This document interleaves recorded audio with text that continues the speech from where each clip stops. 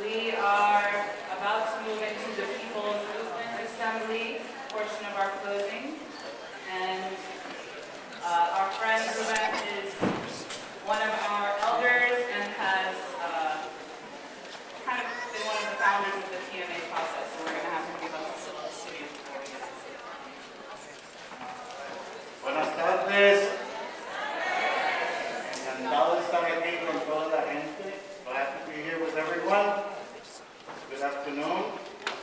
And as we open up this process for the People's Movement Assembly, we should ask ourselves, what is this PMA, or People's Movement Assembly? And I can say that it's right next to jazz. It's a U.S. invention. Okay? It's a U.S. creation. Because in 1999, in Seattle, there was a big protest by many people against the World Trade Organization and the impacts of globalization and environmental degradation. And all of this different issues mobilized, especially hundreds of thousands of young people that blockaded all of the hotels in Seattle and all the streets so that the people that were there to meet with the WTO, guess what? They couldn't even get out of their hotel. So there was no meeting. What that prompted was a reflection that as social movements, we had a certain amount of power, and that social movements had come to be now the forefront of the struggle. Not political parties, not the left, but the social movements were now breaking ground where they had not been. That kind of convergence of different movements and different issues in one struggle. So the idea and the goal of the People's Movement Assembly is really to bring people together. Inclusivity. That is, that everybody and anybody is part of the People's Movement Assembly, to be inclusive. Secondly, that as past Seattle, we organized in a world level the World Social Forum with the slogan that another world is possible. What that means is that another world is possible where everybody can fit, where nobody is discriminated, marginalized, or left behind. So we brought the World Social Forum to the United States in 2007 in Atlanta at the first ever U.S. Social Forum. And we had a People's Movement Assembly similar to what the social movements worldwide were having in Brazil, in Mumbai, in Kenya, in Senegal, in different parts of the world. Because the World Social Forum and the U.S. Forum was an open space so that all the voices could be heard. All the voices without distinction. Secondly, that the social forum was an open space for debate, deliberation, and sharing of ideas, proposals, action.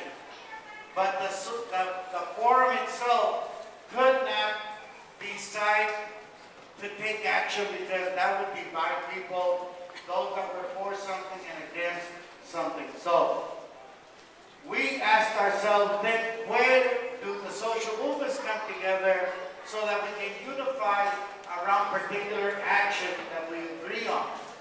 If we can't do it at the social forum open space, let's invent a space for the social movements to come together.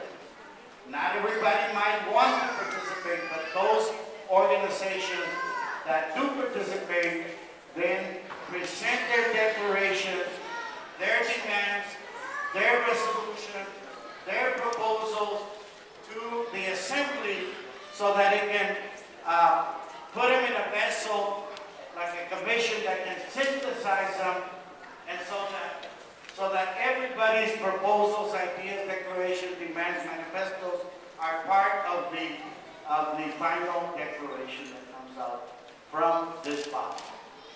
So what do we want this body to say and to roll out after this conference? Then what do we roll out? What are we going to continue to follow on? What kind of action are we proposing that we might collaborate on or unify across geography, across cultural lines, and across countries? So that's really what we're trying to do, is that the will of this body would be reflected in that synthesis.